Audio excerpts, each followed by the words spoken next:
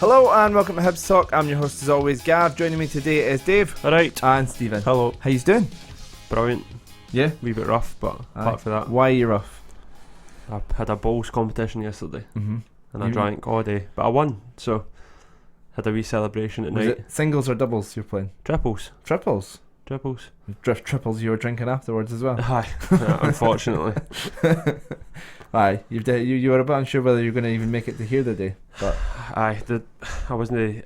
Motivation was low the day in general for moving about the house, let alone driving out to your bit to talk about football. So, what about you, Stephen? What did you get up to after the game yesterday?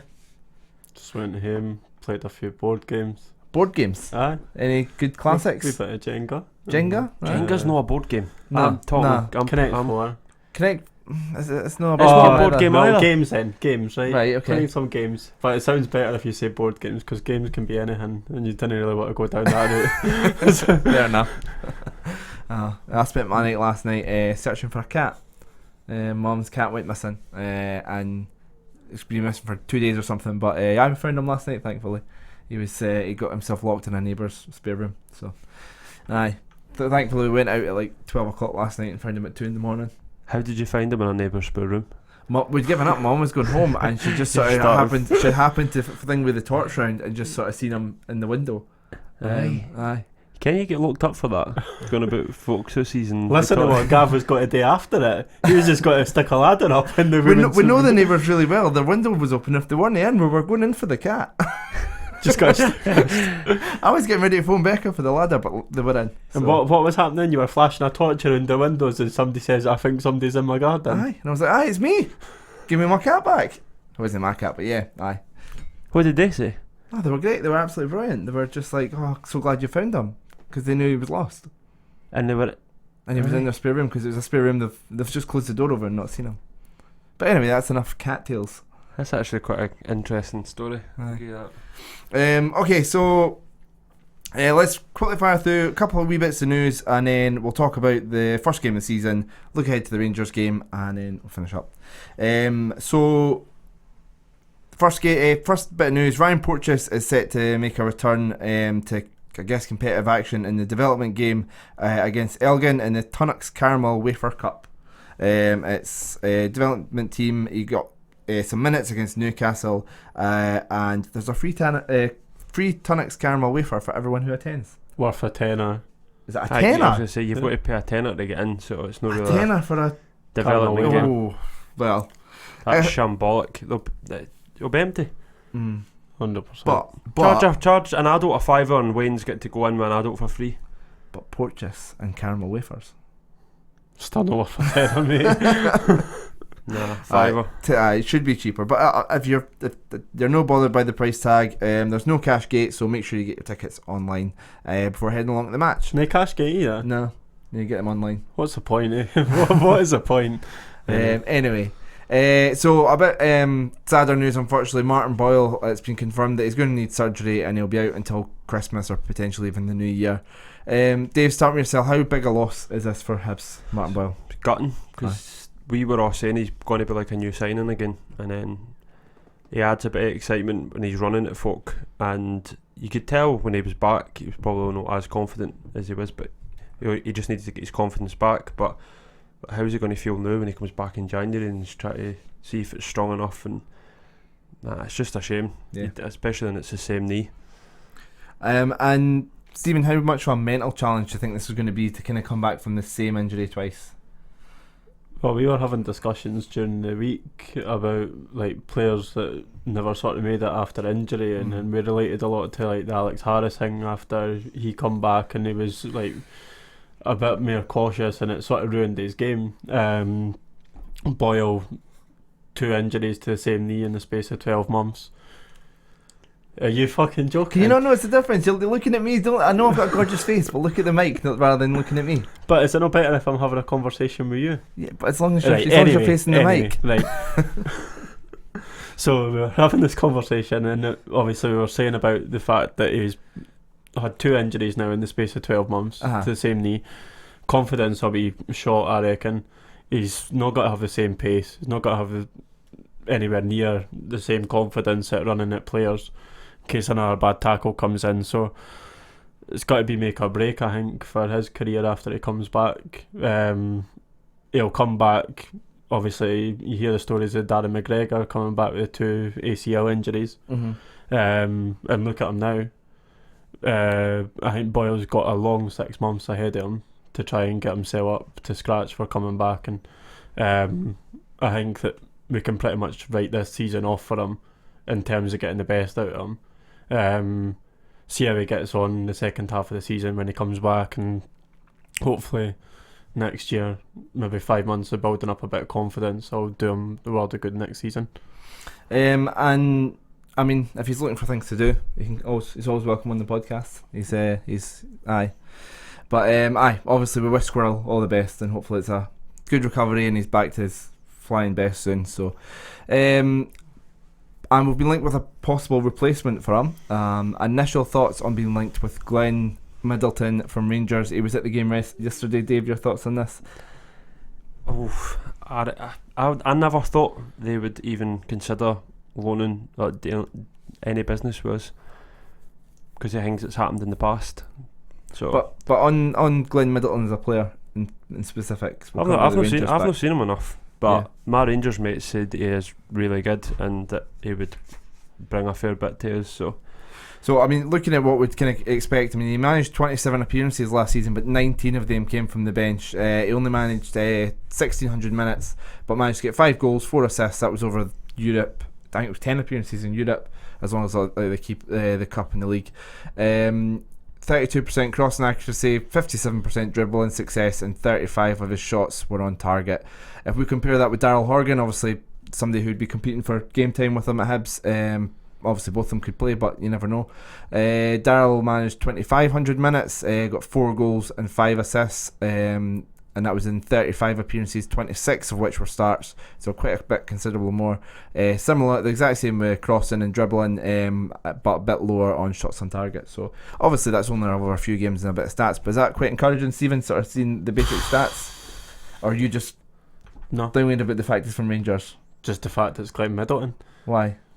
The fact he's for Rangers, but he's not done much. He's a young laddie.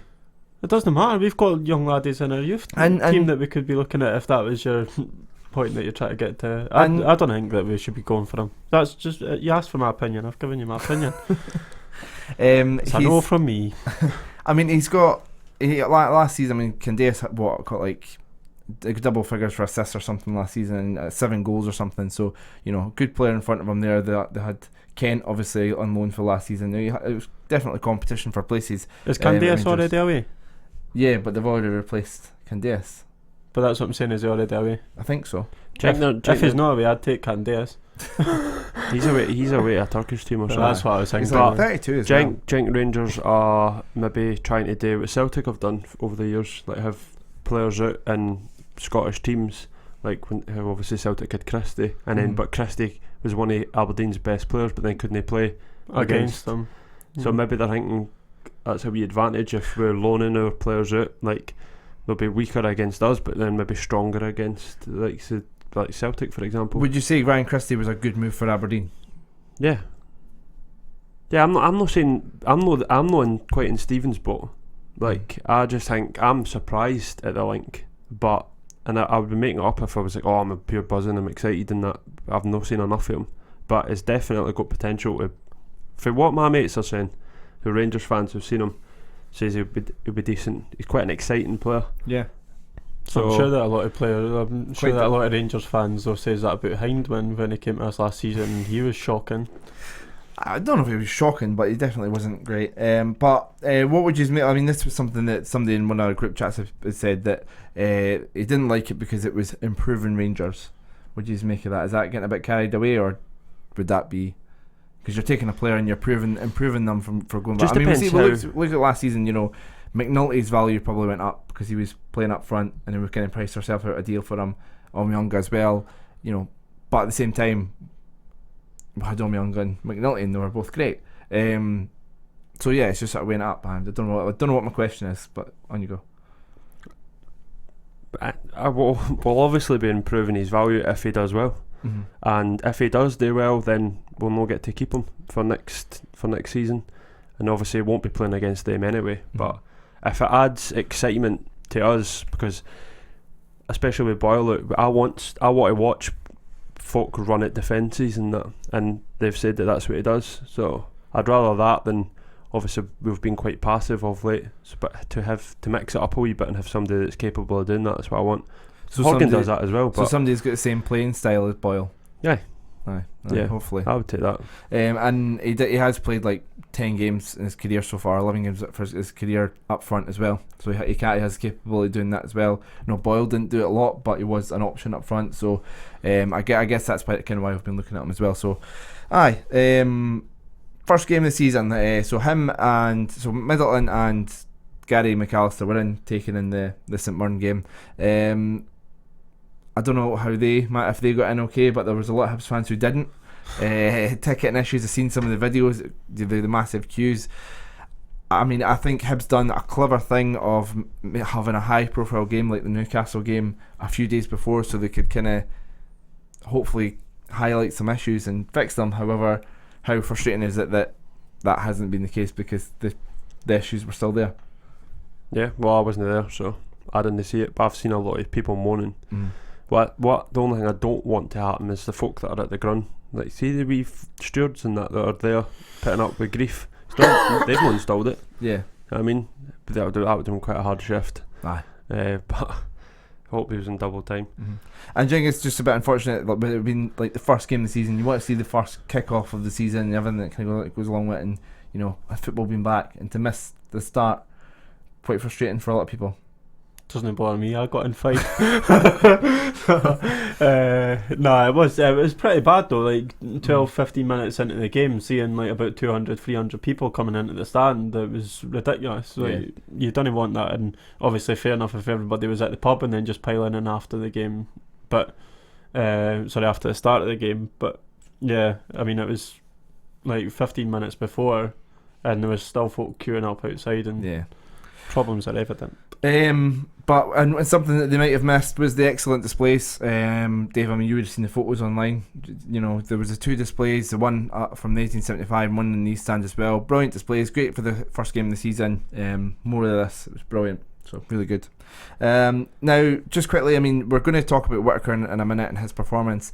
But he started at left back. Mackie's been playing a lot of the pre-season. Dave, start with yourself. If you were Mackie, how would you kind of feel? Your youngster try to, Stevenson's out injured. You're thinking, right, this is my chance, and then it comes to the first game of the season, and Stephen Whittaker, who's done really well and probably arguably man of the match, but before the game, you were thinking 35, 36-year-old right back who's playing at left back ahead of you. Is that quite frustrating for Mackie, do you think? He's probably frustrated, but like you say, it's the first game of the season. We don't know if that's how it's going to continue. We'll see when Stevenson comes back anyway, but he is still young, so I don't think he could have the arrogance to think that he'll just waltz in. I don't think he's quite earned that yet, so we'll wait and see. And I mean, he did eventually get on. James going off injured and going to left back, Whittaker switching to the right. Stephen, what was your thoughts on Whittaker's performance? Like you say, I would argue that he was man of the match for the majority of it. Made a couple of wee mistakes. It was his tracking back that was his biggest problem. But obviously at 35, you can't really expect him to be running the full length for the pitch all the time. Apart from that though, it was a solid performance. Done a lot better than I was expecting, considering all we done with Slayton last season. Aye. I mean, you can see that there's a really good football. I mean, you've got the stats there. I think his passing accuracy was something like 94% or something. Yeah, lateral and back passes. I mean, that's probably a big part of it. But I mean, he made 66 passes and 63 of them were completed. For a right back, that's really, really good. Yeah, for any player, it'd be really good. But obviously, you were saying there's a lot of issues with the lateral passes, which we'll not go into too much because we've done that a lot in the past. Yeah. But I think we're just going to have to get used to that. But no, his overall performance, when he got forward and that, he was taking on players as well, and he was getting past them, so he's not like slacking. And I think obviously, like when you were saying about Mackie, he had a point to prove, like to show why he was picked ahead of him, and he done that. Like, and then obviously moved over to right back and still done a job there. So no, I can't argue. Yeah, and I mean there was. it's tough to say. We had some chances in the first half, but they were kind of like almost chances, I guess. Probably one of the best ones was Allen, played a nice ball to Malin, who played a through ball to Horgan, who kind of got close to the byline and his cross was blocked, and it went for a corner, and Malin had a shot from distance as well. But in the second half there was a couple more chances. Allen hitting the post. Dave, you've seen it back. What was your thoughts on that? Was that a shot or was it a cross? No, it was a cross. You think so? Yes. The Hibs TV commentators were like, he's seen the keeper off his line and he's went for the shot. You're thinking cross. Yep. I would claim it as a shot as well if I was Allen though. Aye. Oh, 100%. What did you think? Shot or cross? 100% across. Aye. I think he was a wee bit surprised when I hit the post. He was like, like, as if to go, like unlucky. Cross. Nah. I'm surprised with it being Scott Allen that you went for that. He's magnificent. What a cross it was, eh? Anyway, his hair was looking good as well. In the 52nd minute, Flo scored. Obviously, it was disallowed. There's no point in saying was it right. It was not. It was a goal. Should have stood. Horrendous decision. Second one for Flo in as many games. And so is it a fitness thing? The linesman's no able to keep up. Maybe the linesmen are lacking match fitness. Aye, maybe like can they not keep up with play? That's how, because there's no way he could have been. I've not seen where the linesman was standing, but there's no way he could have been standing on line. Because if you're standing on line, then it's cheating. Because Flo's standing right there. Aye. I mean, so he must have been out of play and guessed. You can't guess. I seen somebody else say that it was given for a handball. Doesn't matter. There was no handball in there either. Nah, there was nothing wrong with anything. So let's just say, forgetting all that, thoughts on the goal, Stephen, because it should have been a goal. Definitely a goal. Thoughts on the goal? It was a movement as well, though. Like for the whole move, like it deserved a goal at the end. We got the goal and it never counted. Horgan's cross to the back post, Newell heads it down, and Flo taps it in. I mean, Newell could have scored that. Yeah, I mean, he hit the post, but not going to jump too much into that. No, it should have been a goal. Great play, but Flo in a dangerous position. Should at 52nd minute, we should have been 1-0 up, and the game would have been probably a lot different because we started to get a bit anxious after that. His movement the whole game was unreal as well. Like tracked the full length of the pitch most of the game. So.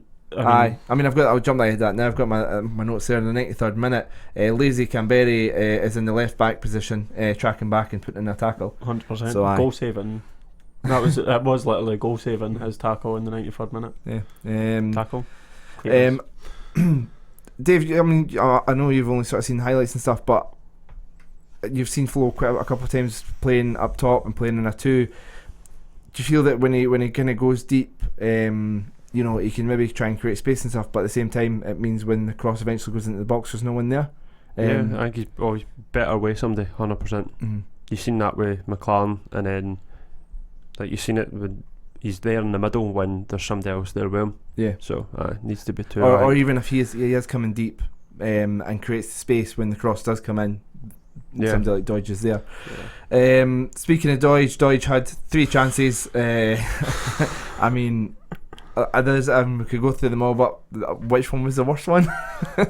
The one that flashes across the goal and Flo's cross. Aye, because he goes to hit it and then it just skiffs his ankle in the mirror, and you can tell that he thinks that's the worst one to, because his reaction was, I should have scored there. I guess the third one wasn't really a sitter. He done quite well and got his shot off. It wasn't too bad, but. Just not that much power and straight at the keeper. But what do you think was Dave's gone for the second one for the first one was absolutely horrendous. Yeah. Like, how can you miss a shot when it, like the ball just got caught on his feet though? It was the commentators were saying that it went behind him, but it wasn't behind him. I don't think it was as bad as what you are making it. I think it was. I don't think it was. But it was a great ball from Scott Allen to Flo. We've been missing that connection. It was great to see that linking up. And Flo gets his shot off, should score, saved by the keeper. And just looked like there wasn't any awareness though. Like that, I think that's what you're saying about it getting caught up on his feet. Like if he was sitting there waiting for a second chance, then he wouldn't have got caught on his feet. So do you think he was anticipating? He was anticipating Flo to score. He's getting ready to celebrate the goal. Pretty much. I think he was already running when the ball got caught between his feet. He was already away at the corner flag. So yeah, now I heard when we were walking back to the car, I heard some people. So I did want to ask about this. You've made this comparison in the past, but you're not the only one, because there's been a few people now. Is there a chance that Doidge could have his price tag and the James Collins comparison following him for a bit. Well, if that's what folk are going to say after a game, then aye. Because that's a folk are like, oh, it's just another James Collins. He said this. Just Did another. I say James Collins? Yeah. Oh. And Chris Dagnall. I says Chris Dagnall yesterday. Somebody that from England that we've spent money on that's came up here and can't cut it. Well, that's the thing though, you're asking me that, but the only folk that we're the ones putting pressure on them, aren't we? Like fans by labelling them after. Yeah. I think the difference is though that I wouldn't go out my way to like make a point of saying to him like you're shite. I was like, you wouldn't say it to his face. I would say it to his face if I'd went 6 games and he was wouldn't. pish. But it's like that's the thing though. If it's been 5 games. What? It's been 5 games. Well, he scored a couple. One. He scored against Alloa for me. Mm-hmm. That's it. What I'm saying to you though is that like in the season, like back to the pre-season chat for the League Cup, if he doesn't do well in the first 6 games, if he goes the first 6 games this season, I will be judging him heavily. Right. If he goes first 6 games without scoring, as long as see if he's not scored but he's not getting any game time, working like a Trojan, I'm alright. If he's got, you get more if time. He's working like a Trojan hard. and getting assists. If he's got 3 or 4 assists, then that's fair enough. Aye, but he's got one already. He got one yesterday. Even though I said on Twitter it was work. If he's working hard, then you get time. Like I think Hibs fans will recognise that. That's what I'm bored about. Like if he's trying his hardest to get goals and get himself into positions, then they'll come. I think it's probably just a bit of frustration from people. I mean, obviously, you know, I think if people think about it, you know, they're going, right, okay, it's only been a few games, let's not get carried away. It's only been, you know, some League Cup games and 1 league game where he's came off the bench for 30 minutes. Let's not rule him out yet. So, and I was actually like saying yesterday that we should be playing the 2 of them up front at the start. If you play the 2 of them up front, they'll start linking up and he might get goals. If he gets goals, then obviously I'm proven wrong and I'll be happy for it because he's scoring for Hibs. But if he's getting game time and he's not scoring, that's where it becomes a problem. Aye. Well, wait and see what happens. The way since some months set up, I mean, they had quite a few minute signings and stuff, but you wouldn't be able to tell that. They were actually quite compact. They were closing us down. They really made it difficult for Vela, Allen and Mount to sort of do their thing, which is kind of why we went out wide. And I mean, we went out wide. 17 crosses we put in, and how many of them were successful, Dave? 3. So that's, was it 18%? I think it was. Aye, quite low. Aye. But when you actually look at the attacks, 40% of our attacks was down the left. Aye, Horgan had 6 crosses and 3 of them were successful. He was the only one to have a successful cross. Yeah, but see when I look at that though, it's much more spread than it was last season. Last season we had nothing through the middle. Yeah, like nothing. It was very wide heavy. One dimensional. And that's where Scott Allen's came in. And you know, Vela as well. You know, was really sort of quite good at sort of letting Malin and Allen do their thing. However, like I say, St Mirren, credit to them for the way they set up. Jim Goodwin had them drilled well. Any other sort of stats you want to pick up on? You've just put me in the spot. Like what? Well, I don't know. There was obviously, I wouldn't go into too much, but there was a lot of passes. Was the most passes we made at home at St Mirren. It's just what we've said though. That's what Heckingbottom wants. It's like slow, patient build up, and that works more if you get an early goal, because then if you're just passing the ball, but the team's got to come onto you, space will naturally make itself. But when somebody's got, the team like St Mirren going to probably have came for a draw. If they can nick it, that's harder when you're playing kind of lateral passes all the time to break a team down. Yeah. So it will work if we score early doors and we've got to invite them on, because naturally gaps will appear, and that's when patience does pay off. To me though, like slow patient build up's fine as long as the ball's still going forward a wee bit. Like the majority of the passes it started going towards midfield, and the next thing you ken it was back at Marciano. That was what was starting to get on my nerves. And do you think that could, I mean, we heard it a bit with the fans yesterday, do you think that could kind of start to cause a bit of frustration between the fans if, you know, we're 0-0 at home to St Mirren and we're passing it between Jackson and Hanlon? You were going on about the stats there, and it was showing that like we had 2, the ball was lost twice during lateral and back passing, but there was 39 like times where the ball was getting passed forward and we were losing it. So obviously what we were saying, like Alan's got to take a bit of time to start getting settled and finding the forward passes that he was last season, but when you're not being able to make a successful forward pass, the only option you've got is passing back, and it's like you're only got to win games 1-0 if that, if you're not going forward, and the crossing really does need to improve.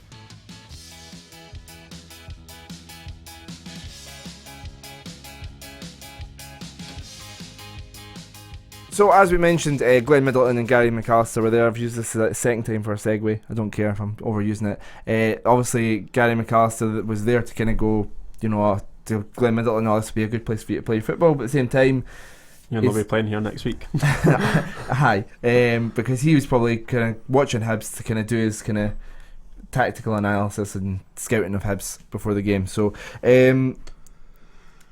Rangers themselves are coming off the back of a 2-1 win against Kilmarnock. And you see this game at all? No, I've seen snippets. And both Rangers goals coming from set pieces. Is this something that we're going to have to kind of watch for?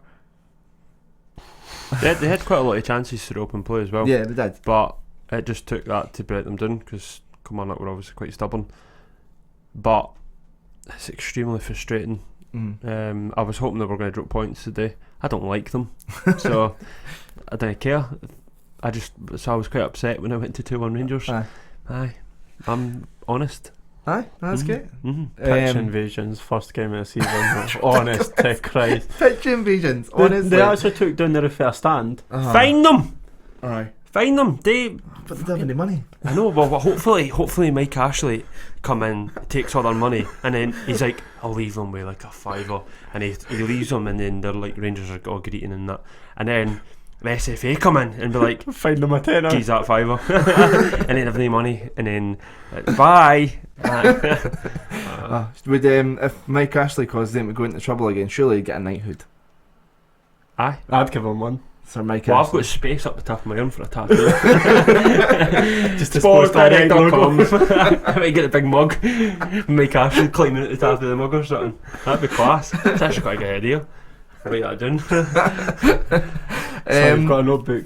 Aye. But at the performance as well, I mean, like you say, they were creating chances, but I think the way they were they got their goal kind of early on in the first half from Arfield, and after that, you said about Hibs ideally would be scoring a goal and then kind of trying to break teams down. I think that's what they were kind of doing. Kilmarnock changed things at half time and came into the game a lot more in the second half, and thoroughly deserved their goal. Really unfortunate not to hold on.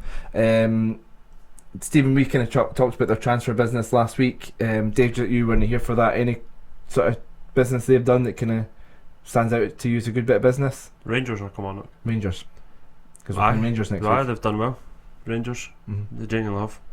Anyone in particular? Aribo, Ojo, they both look decent, didn't they? So they're going to be more dangerous. It is going to be. I still think Celtic will win the league, and that was in my predictions. But I think it will, unfortunately, be. They'll be better. Yeah, I'm going to need to really step up though. Like after watching like Celtic thump St Johnstone 7-0 yesterday, you've really got to think. I hope they didn't step up next week. No, I'm a wee bit worried about next week. Aye. But surely, as you're saying about, we're moaning about the lateral passes and stuff, but surely, being patient and having somebody like Scott Allen and stuff to, when we do pick that final pass, surely that's going to work really well at Ibrox when when Rangers are going to be coming on us. It's just the way we've played against the top 6 sides has been. But then we've got it feels like we're trying to get draws in that, whereas we went through a quite a long period of time, even like we'll go to Ibrox and we'll win. But half the team that started yesterday weren't in the team that played in the top 6. So 5 new signings were in the team yesterday. So that means we're So I would hope that would make a difference. But is it in the players' mentality or is it the management mentality? So we'll wait and see. Yeah. And Stephen, obviously we mentioned Gary McAllister there. What do you think he would have seen from Hibs? What kind of would have learnt from Hibs? Dave, you answer this one. That they'll probably put pressure on our back line. Yeah. If we're not on the ball, they're not going to want us to knock the ball about Ibrox, are they? So if we're quite comfortable on the ball, we'll probably see them playing a high press, which makes us change our game. We might start with Dodge then, because if we are putting it forward, then a lot more, then it'd probably be better having him on the park. I wouldn't want us to be playing up top to one stoning their cell. Like, you know what I mean? Like, you knock something down and there's no one there. That's my biggest And then- concern. Like, Because all you do is then you just always constant pressure because you're not getting any relief. You're just clearing the ball and it's coming back at you. But then surely if it's, let's say, Doidge up front, you could have Allen and then the wingers behind him to Yeah. knock it down to. Aye, but also Put on Fair and Flo, who's done really well. But I hope it's no. I hope that's when the type of player like Vela and that come into play. That Aye. take the ball off the defence and then build for there. Just need to wait and see. It's still too many new players to know exactly what's going to happen.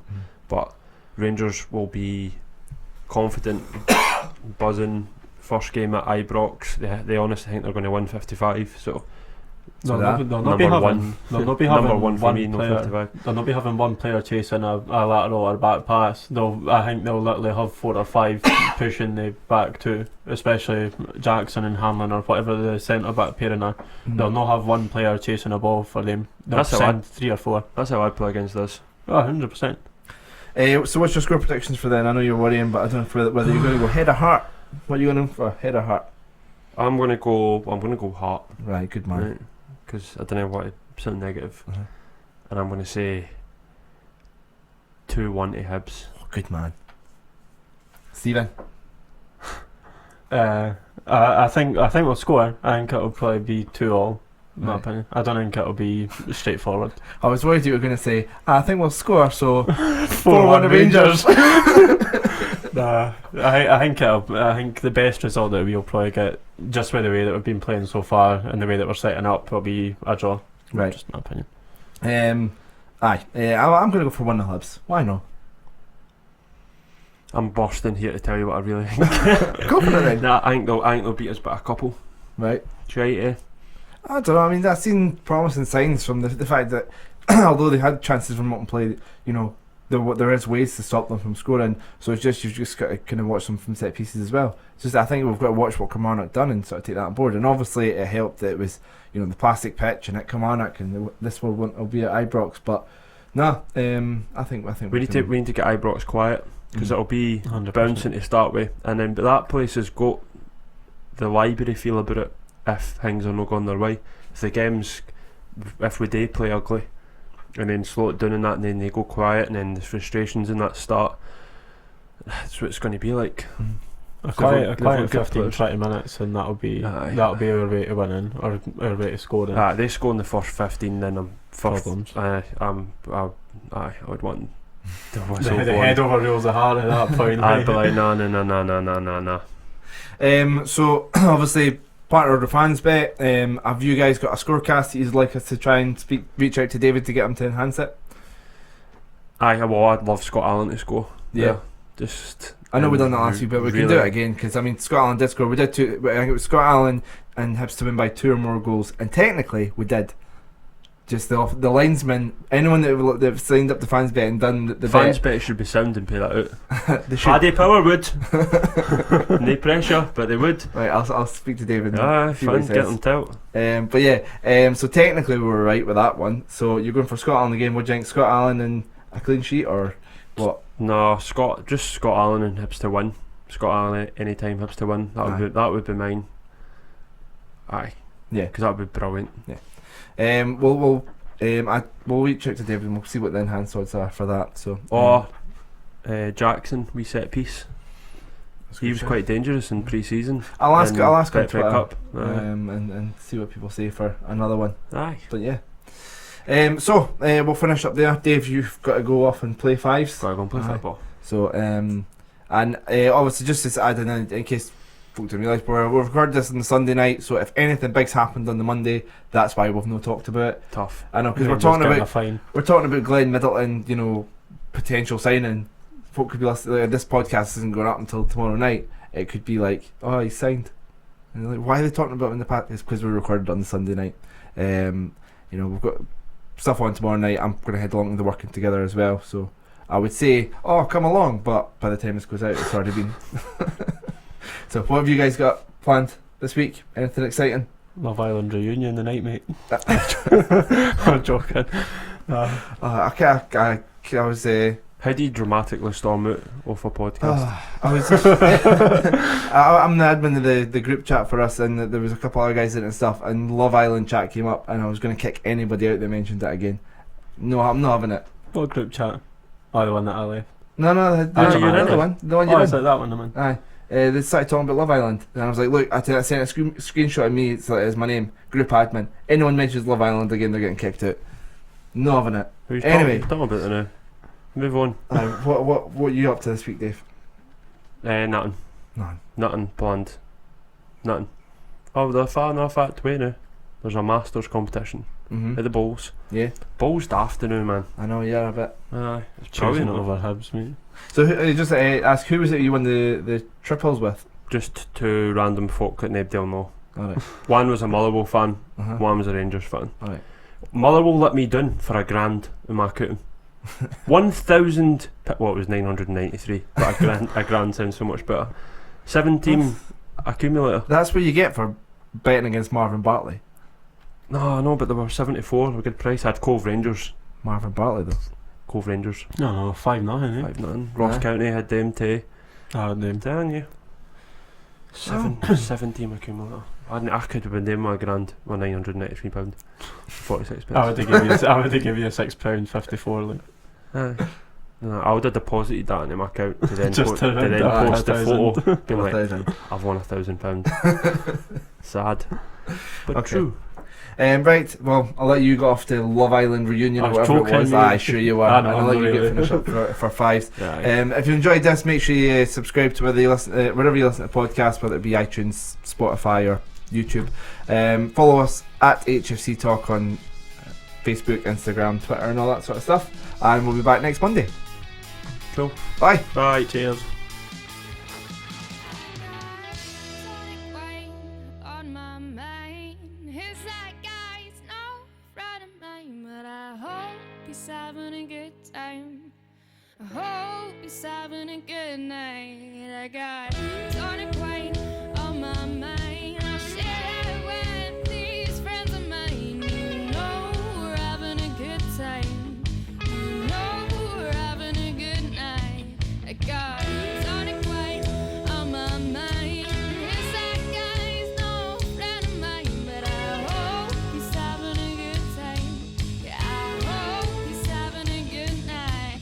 Got tonic wine on my mind. I'll share it with these friends of mine. You know we're having a good time. You know we're having a good night. I got tonic wine on my mind. Who's that guy's no friend of mine, but I hope he's having a good time. Yeah, I hope he's having a good night. Got tonic wine on my mind. Share with these friends of mine.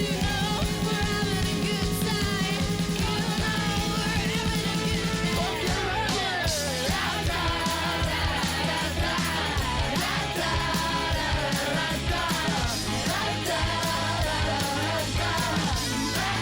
You know we're having a